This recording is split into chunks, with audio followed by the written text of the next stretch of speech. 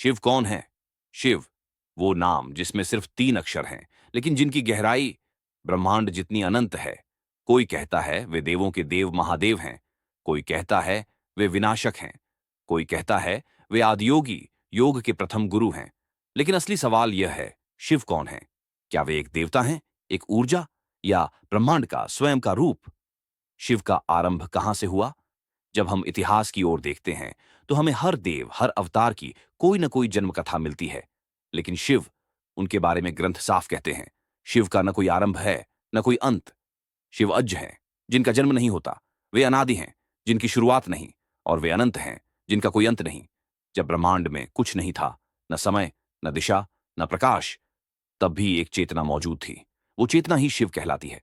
इसीलिए कहा जाता है, शिव कोई व्यक्ति नहीं, एक अवस्था है। शिव देव क्यों बने? सवाल आता है, जब शिव एक चेतना है तो हम उन्हें देवता क्यों कहते हैं? इसका जवाब योग शास्त्र बताता है। हजारों वर्ष पहले शिव हिमालय में एक पाषाण मुद्रा में बैठे थे, पूर्ण समाधि में। ऐसी गहराई की समाधि की शरीर और मन दोनों गायब, केवल चेतना शेष। उसी समय 7 तपस्वियों ने उन्हें देखा। 6 महीने तक वे शिव की साधना को देखते रहे, और एक दिन शिव उनकी तड़प देखकर समाधि से उठे और योग का पहला ज्ञान दिया, संपूर्ण मानवता के लिए। उसी दिन से लोग उन्हें आदियोगी और आदिगुरु मानने लगे। यही क्षण था जब शिव चेतना से देवत्व की ओर आए। शिव विनाशक नहीं, परिवर्तक हैं। हम बचपन से सुनते आए हैं, शिव विनाश के देव हैं। पर सच यह है, शिव विनाश नहीं करते, परिवर्तन करते हैं। जो चीज पुरानी हो चुकी, जो आगे प्रगति रोक रही हो, शिव उसे समाप्त कर नए चक्र की शुरुआत करते हैं। यही कारण है कि शिव का तांडव विनाश नहीं, एक नव सृष्टि का नृत्य माना जाता है। इस ब्रह्मांड में हर क्षण निर्माण, पालन और विनाश चलता है। यह चक्र तभी संतुलित रहता है क्योंकि इसके केंद्र में शिव की ऊर्जा है। शिव का स्वरूप कैसा है? आप देखेंगे, शिव को लगभग हमेशा एक विशिष्ट रूप में दिखाया जाता है।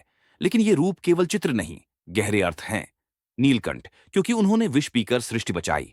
त्रिशूल, सृष्टि, पालन, संहार, तीनों का नियंत्रण। डमरू, ब्रह्मांड की पहली ध्वनि, एयूएम का स्रोत।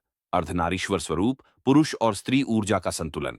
तीसरी आंख, असत्य को जलाने वाली सत्य दृष्टि। शिवलिंग, अनंत ऊर्जा का प्रतीक, निराकार रूप। हर प्रतीक हमें यह सिखाता है कि शिव एक साधारण देव नहीं, बल्कि ब्रह्मांडीय सिद्धांत हैं। शिव मानव इतिहास में कब आए? पुरातत्व भी गवाही देता है कि शिव का इतिहास हजारों वर्ष पुराना है। मोहनजोदड़ो की मोहरों पर योग मुद्रा में बैठे एक व्यक्ति की तस्वीर मिली है, जिसे पशुपतिनाथ कहा गया। कई विद्वान मानते हैं कि यह शिव का प्रारंभिक रूप है, यानी शिव का प्रभाव वैदिक काल से भी पुराना है। तमिल संस्कृति उन्हें सेयोन कहती थी, कश्मीर में उन्हें त्रिकूटेश्वर, हिमालय में महामहेश्वर। अकेली भारतीय नहीं, तिब्बत, नेपाल, श्रीलंका, इंडोनेशिया और कई एशियाई संस्कृतियों में शिव के समान रूप मिलते हैं। तो दर्शकों, शिवदेव भी हैं, ऊर्जा भी, शून्य भी और अनंत भी। वे न जन्म लेते हैं, न मरते हैं। वे समय से परे हैं। और यही कारण है कि शिव केवल पूजे नहीं जाते, शिव अनुभव किए जाते हैं। आज की इस श्रृंखला शिव का इतिहास के पहले दिन में हमने सीखा कि शिव कौन है। कल के एपिसोड में मिलते हैं, जहां हम जानेंगे क्या शिव का जन्म हुआ था, और अगर नहीं, तो शिव की शुरुआत कहां है। जय भोलेनाथ,